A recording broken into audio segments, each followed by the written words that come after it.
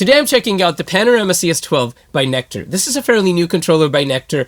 They announced it only about 10 months ago at the time of this recording, and they released it fairly recently with only support for Logic, and they said that they're going to work on integration with Cubase and Nuendo. And this made me really happy because this looks like the love child between the Avid MC Control and the CC121. You have one fader from the CC121 instead of the 4 on the MC Control, but you have all the knobs that you have on the CC121 with the transport, but you have the screen, even though it's not a touch screen, you have a screen from the MC Control. So it's like a love child between the two, which are honestly two of my favorite controllers for Cubase. So now that they dropped support for Cubase, I think this is probably the best controller for Cubase if you're on a budget and you're looking for something that doesn't feel cheap, but can do basically anything that you want it to do in Cubase and isn't as expensive as all the other offerings that support Cubase today. Anyways, I'm really excited about this. I actually paid for this with my own money. I reached out to Nectar.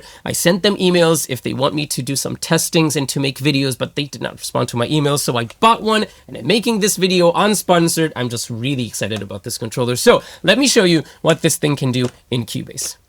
So this is the Panorama CS12. In the box, you get a USB-A to USB-C cable, the controller itself, and a quick start guide. As you notice, there's no power adapter because this whole unit, including the motorized fader, is all powered by a single USB-C cable. I'm actually not using the cable that came in the box. It's just a cable that I had lying around, and it's going into a USB hub, so you don't even need a dedicated port in order to run this whole system, which, in my opinion, makes this a really compelling traveling controller because it's fairly small, it's really light, and you don't need to worry about bringing a power adapter and bringing extra stuff in your luggage. It's just one controller, one USB cable, and you have a really good way of controlling Cubase and writing automations. In terms of Cubase integration, there's a lot to cover, so let's start with the basics. The fader. It's really nice, it's really smooth, it's really responsive, and even when reading automation, a lot of controllers, and this is a Cubase thing, when they're reading automation, it does it in steps. And this is not this controller's problem, this is every controller. This is actually one of the better ones that I've seen. So it means that it reads automation really smoothly. So let me show you just a little ramp up and down. You will see the steps. Know that this is way better than a lot of controllers that I've seen in the past. And then you can also hear how quiet the fader is. So as you can hear, the fader is really quiet and it's fairly smooth compared to other controllers. If you look at the SSL controllers, if you look at Icon controllers, if you look at the fader port, they're not as smooth as this one. So this is really great performance and it's really responsive. If I'm writing maybe something faster, you will see just how responsive this fader is. This is just fantastic performance out of a fader, the best that I've ever seen so far. Now, another thing that I really appreciate this controller does with the fader is, say I want to bring this fader to Unity, to 0 dB. All I have to do is hold down Shift and then touch the fader and it jumps to 0 dB. I don't have to look for the haptic feedback in the Console 1 fader, even though it's a cool feature. This is way more effective. And I had this feature in the Avid S1 and I didn't find it in any other controller. And the fact that they brought this to this controller is just amazing in my opinion and is probably my most used feature in the fader. Next to the fader, we have our pan knob. I don't really use it, but it does feel nice and it has momentum, meaning that if I'm going to turn the knob really slowly, I'll get granular control. And if I turn it really fast, I'll get, not as fine control, which is really, really cool. Personally, I don't use pan knobs, but this has a really good resistance and I really like it. Below this, we have our arm, which is our record on and off. And then if you hold down Shift and then press arm, we will get monitor on and monitor off. Below that, we have our solo and mute and solo are different color. And what I really like about this controller would show you that they really thought about everything when it comes to Cubase. If I have a bunch of tracks soloed, if I hold down Shift and then solo, it clears all the solo states. Usually you would have to go up here and deactivate those solo states. Now it's right here and it's something that I do a lot while I'm working, and just having it with Shift and solo is so handy and I'm really glad that we have it. And below that, we have our select button, which does three really cool things. The first one, if I hold down select and then I touch the fader, this disables the fader. So now anything that I'm going to do with my volume isn't going to be represented by my fader. So if you're recording something and you don't want the fader, even though it's really quiet, you don't want it bleeding into the microphone when someone is singing in the room, you can just disable it really quick, select, and then touch it again. It's back to life, and then you can control it again. Really, really handy. Next, and this is really its main feature, which I didn't know that I needed, and now I'm using it all the time, is let's say that I open up 1176, or this will work on literally any plugin. If I press select, now it's blue. Now any parameter that I'm going to click on is going to be controlled by my fader or my pan knob if you really want to. I find the fader being more comfortable. If I click on output, now output will be controlled by my fader. And what I really like about this is, as opposed to the CC121 where you had to hover over the parameter that you're controlling and it wouldn't work on all the parameters, this works on every plugin, any parameter that has a knob to it. You don't have to have your mouse over this parameter, so I can control my output and then I can hit select again, control my volume, hit select again, I'm at my output again. And then as you can notice on the screen, I can see the value that I'm having on my parameter right now. So input as much as I want. If I want to control the mix, I can do that. 100%, 0%, 50%. I can go, as much and as low as I want. Really handy, and it's something that I'm using a lot. And you can see how quickly the fader jumps between parameter. So it's really easy to just grab whatever you want and then keep on working with two hands. It's just amazing. Lastly, if I bring down the volume on my vocal track, just so you can see the effect, if I hold down shift and then press select, now I'm controlling my master fader. So if I open up my mixer by pressing this button, now you can see that I'm controlling stereo out, which is my master bus.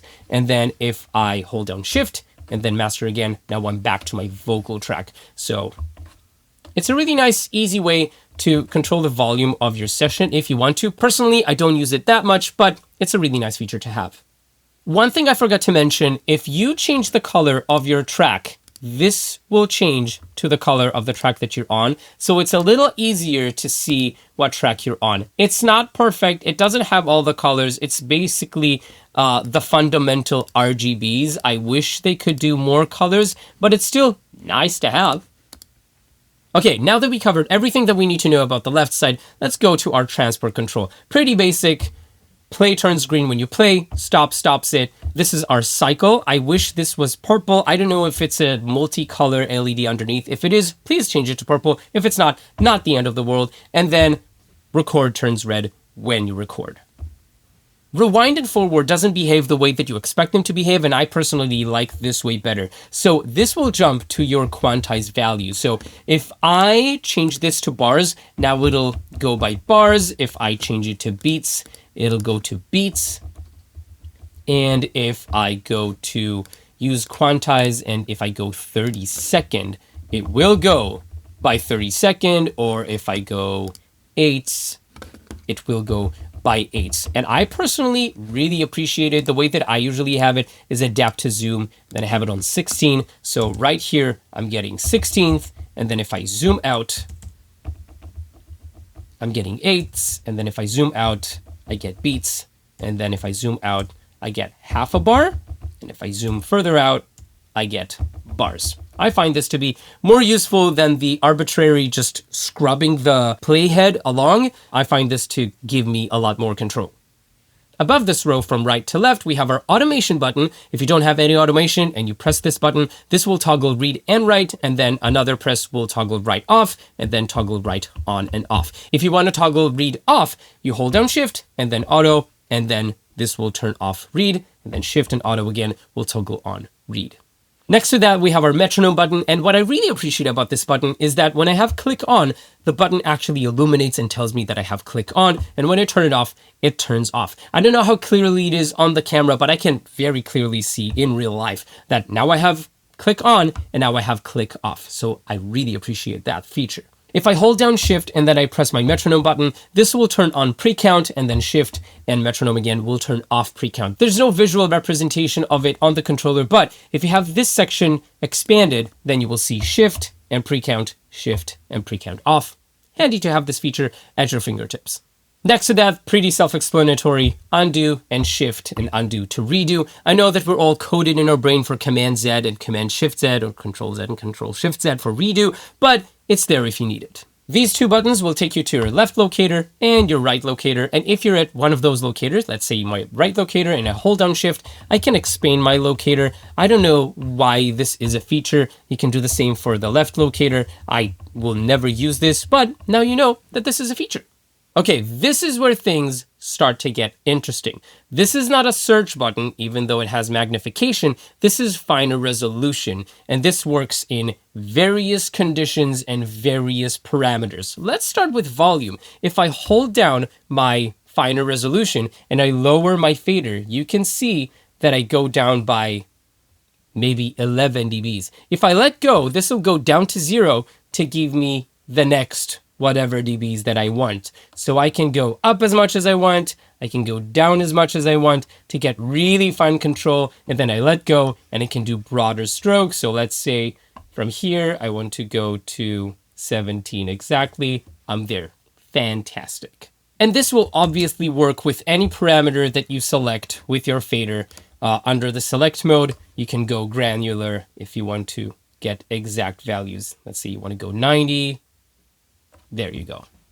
Next to that, as we've seen before, this will open up your mixer and hide it. Shift and this button will open up your channel settings, which is really handy. Before I get to this button, these two will actually go through your tracks. So you can go forwards and backwards. And if this wasn't obvious, because this is a dedicated Cubase MIDI remote script, any track that you're going to select, this is going to update to that track. You don't have to scroll through all your tracks to get to the one that you selected on Cubase. This will just update to any track that you have selected. Next to that, we have our markers button, which does, as a common theme with this controller, a lot of things very intuitively. So if I hold down shift and then I press marker, this will drop down a marker wherever my playhead is at. So let's do a couple more. Let's actually go back and then let's do one more. Now, if I go to the beginning of my session and then I press markers, now this is illuminated and all of these aren't, because now they correspond to the text above them. And as you can see, these say M1, M2, M3, 4, 5, all the way to 10. So now if I press M1, it'll take me to marker number 1. If I go to M4, it'll take me to marker number 4. And it does it by marker ID. So for instance, if this is marker number 5 and I press marker number 5, it'll go to marker number 5. Really handy to be able to just go to your markers that way.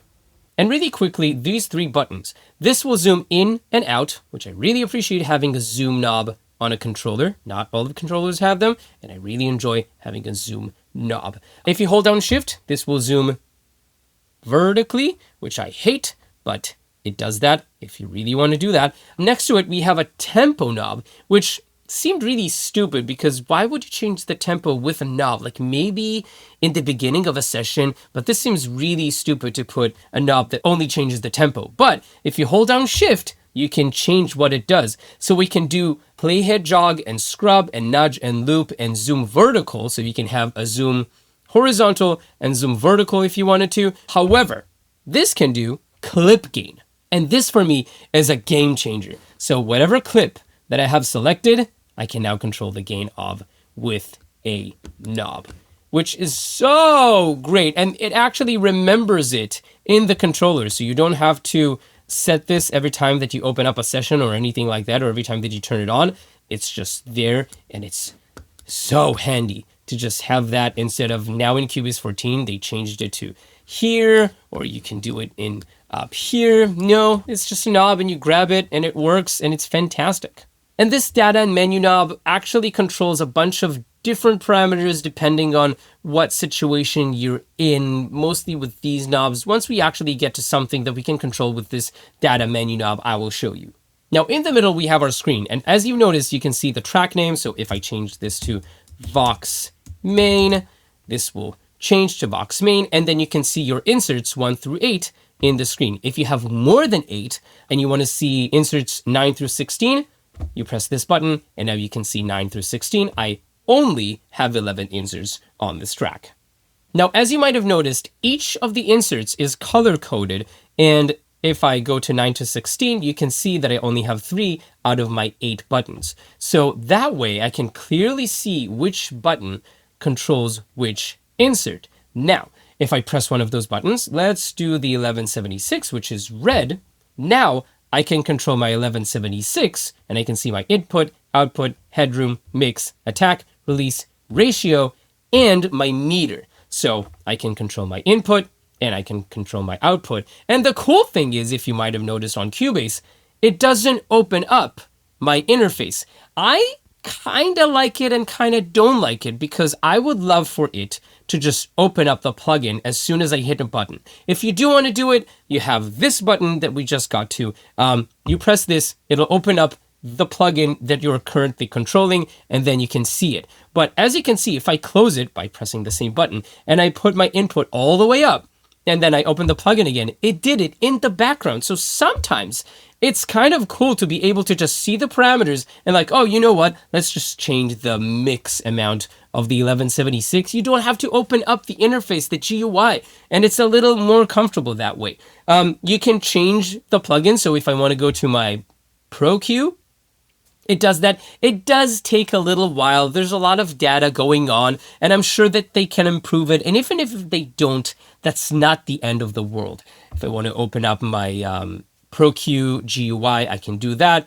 Go to my 1176, and I can open that one as well. And then I control this one, and then I can go to my Pro Q again, and then I can control this band's frequency in the background. It's really intuitive. And what's really cool with the Pro Q, so let's go to my 1176 and close it and go back to my Pro Q. You can see that I actually have access to these buttons, which actually turn on and off the bands that I have. So I can turn off each band like that, and I can bring it back all at once if I want to. And then if I have more than 4, you can see that I have these buttons that correspond with what is happening at the bottom of this screen. So if I want to go to band 5 through 9, or sorry, 5 through 8, I just push this, and then you can see my other bands. So I can turn them on and add 4 more bands. And then I can either control the Q or the gain or the frequency, or I can turn them on and off. Really, really handy. Now, you might have noticed that I can't go to the other bands right now. And this is where the data menu knob comes into play. Now, if I turn this, you can see that I have Pro Q, the main screen. And if I push down on this, I go to my main screen that has my bands 1 through 4, 5 through 8, 9 to 12, 3 through 16. But actually, Pro Q has more than 16 bands, right? So if I turn the knob, you can see that I get to my 17 to 20, 21 to 24, and then I can select which one that I want, and then I can turn it on, turn it off. I don't have as many bands as I want to, but I can definitely do that. And this is how you get to, if you have a plugin that has a lot of parameters, the pages will be using this knob. Now, another nice feature, let's load up my 1176 and maybe this plugin as well. If I have a bunch of plugins opened up, even if I don't see the parameters, I can always go Shift and then this button, and it'll close all of my plugins. I do have a keyboard shortcut that I'm already used to, but if you don't have this keyboard shortcut, now you can press Shift and then this plugin, and it'll close all of the open plugins in your session. Now, in addition to controlling our inserts, we can also obviously control our sends. So if I hit the sends button, now you can see the 2 sends that I have for this track represented by these 2 illuminated knobs and these 2 slots on the screen, and I can control how much I want to send to those send effects. And if I would have more than these 2, they would be represented in here and the knobs will be illuminated, which is really nice. Now, a lot of users, me included, like to have the sends assigned to the faders so we can do reverb throws or delay throws. Now, you can technically do this. It's not the greatest thing in the world. If I go to my send section in Cubase and then I hit select, if I click and then move around the fader, then it will catch up, and I can do this, and then it'll also be represented when I move the knob. But I do have to click and move the send amount in order for it to be represented in the fader. I wish that they would change this behavior. I know that they're doing the best that they can with what Cubase gives them because they implemented everything that Cubase has to offer into this controller. So if they say that we have to move this a little bit in order for it to catch to the fader, I know that this is the best that they could do it. However, if I had one request for the Nectar team for the send section is that whatever I'm touching on the knobs for the sends, just have it represented for the knobs. Sometimes I can get it to work. So as you can see, if I'm touching this, it'll update for the fader. And then if I touch this, now it will do it. But if I go and touch something else, so let's say this parameter, and then I go back to my sends, it won't do it. Even if I touch this again, now this will work, but this wouldn't. So I can control this one, but I can't control this one. Sometimes I can get it to work, sometimes not. I'm pretty sure this has something to do with the Cubase interface. I just say, forget all that. Whatever I'm touching here, put it on the fader, or at least give us the option to do that. I think this will be an amazing addition for what is already a great feature for sends in Cubase. Okay, two last things before we wrap up. The channel button is really cool. It can control either your Q controls or your EQ. If you're a big fan of the Cubase EQ, you can control it from here. I never use the Cubase EQ, but you can. And then the Q controls, if you don't use Q controls, they're really cool. You don't really need to once you have this controller, but if you do, it's really, really handy. So if I go to my Q control section and then I hit learn, now I can assign 8 parameters for whatever I want. So let's go with this parameter goes here. And then this parameter is this guy. And then this parameter, let's open up the 1176 again and input, and then this will control the output. Now, if I disable learn, now you can see that I can control my send level number 1, send level number 2, and then input on my 1176, output on my 1176, and it's right there if I want to control it. And then if I go to a different track, I don't have anything assigned, so I can assign a different thing for this track. If I go back to my Vox main, you can see my sends and my input and my output. Now, Cubase automatically maps any plugin with Q control. So as soon as I open up, let's say my Pro Q, you can see that I have different parameters, and it's not in the Pro Q that is in the inserts. This is actually the Q controls that are already assigned right here by Steinberg. So this will control the mix amount, and this will control the output level of Pro Q, and everything is pre-mapped by Cubase. So if I go to my 1176, now I have a different set of controls. And this is what I kind of like about Q controls, is that if I have a plugin open up, I get a different set of parameters. As soon as I close it, I have my sends and whatever else that I need at arm's reach. And then the last thing that I want to show you, which again goes to show how much thought went into integrating this controller with Cubase and why I think this is just the best controller for Cubase right now. If I go to my 1176, all of these knobs are red, but what if I want my attack and release to be different colors so I can spot them immediately? All I have to do is hold down Shift, and then I turn my attack, and then I turn my data knob, and then I can change the color. So let's go with green for my attack.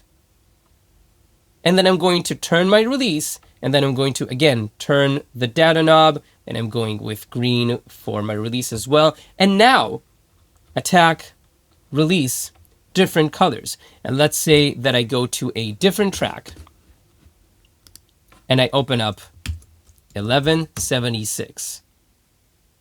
And I open it up, and they're green here as well. It's coded into whatever voodoo magic they're doing behind the scenes. It's all there all the time. And then let's say that I want my mix to be here and here as well. Well, I can do that as well. So if I hold down Shift on the controller, and then I move my mix, and then I move this knob, now I have a mix here, and now I have a mix here. And if I want this mix to be purple, I hold down Shift, I twist this, and then I turn this knob, and it's purple. And now I have a mix that is purple, and I can always spot it, and my attack and my release. And technically, you can remap your plugins however I want. If I go to my vocal track again and I open up my 1176, it's the same thing because it's embedded in, again, whatever voodoo magic they're doing. It's just insane, and it's unbelievably intuitive and helpful for my workflow. Now, this is by no means perfect, and of course it has some flaws. For instance, when I go from one track to the other, it does take a second to update everything, and it's not something that I've seen in Avid controllers. I find those to be much more snappy when you go from one track to the other. Maybe it has to do with the Ethernet cable that it uses that offers faster data speeds, or maybe it's the software in the background that runs this that, I don't know, maybe Nectar can patch in future releases. But you can see if I open up Pro Q3 that has a lot of parameters, it does take a minute to load everything up. I don't think that it's a deal breaker, but it is something to note. If you're looking for something really, really snappy, maybe you need to go the Avid route. However, with all the disconnection issues that I had with Avid, and I don't have any with this, I don't think that it's better going the Avid route unless you really need it for something specific. I think this is really, really okay. The other thing that I noticed is that if I want to go back to my insert list, the only way that I found to do this is by hitting this button, but then it takes me to my 9 through 16 inserts, so I have to hit it again. So if you have more than 8 inserts and you open up a plugin and then you want to exit out of it in order to see all your insert list, you have to, press the button twice instead of once. Again, not a deal breaker, but I want you to have all of the information before you actually decide to go ahead and spend money and buy one. And then lastly, and I don't think this is Nectar's fault, I think this has to do more with Cubase because I've experienced the same thing with different controllers that use a MIDI remote. Sometimes this wouldn't connect to my session, and then what I would have to do is go to my MIDI remotes down here, and then I would need to disable my controller and then enable it again. And then you will see that it will go through its thing, it'll load up everything, get all of the information, and then it will load it up. So sometimes I would load up a session and I would get no connection to Cubase, and then even though this would show as if it's connected, I will have nothing on my controller. Again, click here, disable, enable, and then it would work. So again, it's just another thing to note. I really don't think it's Nectar's fault because I've experienced it in Cubase 13 and Cubase 14 with different controllers that use a MIDI remote. So I really think it's more of a Cubase thing, but it is a thing that you'll be needing to do every now and again. So that's the Panorama CS12. I think that if you're on the market for a dedicated Cubase controller that is natively supported, meaning you don't want to rely on someone from the Cubase community to build a script for it, this is probably the best option that we have right now. There is the Console 1 Fader Mark III, which costs $9.99 US as opposed to $3.99 US. So this is less than half of the Console 1 fader. Yes, the construction on the Console 1 fader is metal and you get more faders, but I don't see myself working with more than one fader at a time. And then on the Console 1 fader, you can control only 6 of your synths. Here you can control all of them. You have plugin integration, you have transport controls, you have the zoom functionality and the clip gain, and it just feels like a better value and it doesn't feel cheap. Yes, the rubbery buttons, but you know what? If they get sticky over time, I think Nectar is going to address it or at least offer some support or repair for it. It's a company that's been here since 2009. I think they know what they're doing. Our other options are Avid controllers, which are great and I love them. And I had 4 of them in the past and they integrate so well with Cubase, but they're more expensive, yes, but they have a lot of connection issues for me. And I had other friends also that had connection issues and we talked, and yes, they had the same thing with Cubase and Pro Tools. So I need something to be reliable, and I find this to be extremely reliable. One cable, bus powered, it's light, you can take it everywhere. I know this sounds like an ad, but I really paid for this. I just waited for a controller like this for so many years. Ever since I had the MC Control and the CC121, I wanted essentially this.